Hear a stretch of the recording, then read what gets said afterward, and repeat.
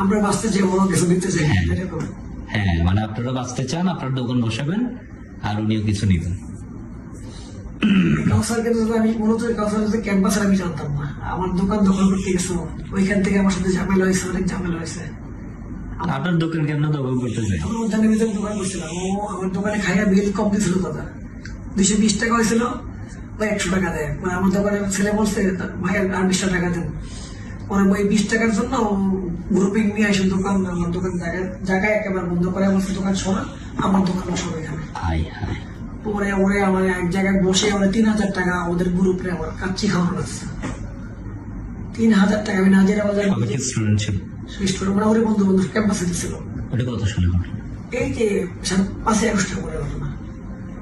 পরে শ্যামবাবু মারা যাওয়ার আগে? শ্যামবাবু মারা যাওয়ার আগে, শ্যামবাবু মারা যাওয়ার পর তো সব উঠাই দিল। হ্যাঁ। নাজিরা বাজারে যাই আমার 3000 টাকা কাচ্চি খাওয়ানো লাগছে। পরে কাচ্চি টাচ্চি খাওয়ানোর পরে আপনি তারপরে আমার বলছে তোর পানিশমেন্ট আমি 2 দিন বন্ধ রাখবি, 2 দিন পর করবি, এটা তোর পানিশমেন্ট। আপনি তার সাথে আবার ডিলে গেছেন কেমনে? এখন ধরো ক্যাম্পাসের দোকান বসাতে গেলে তো কি করবো দাদা? এই ভাই, টাকা তো আজকে 500 চাইছিলেন, দিতে পারেন, কালকে দিলে কি হবে?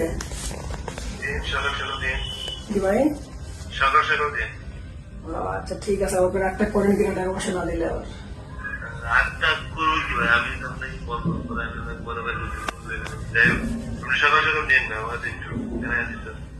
আচ্ছা ঠিক আছে ভাই।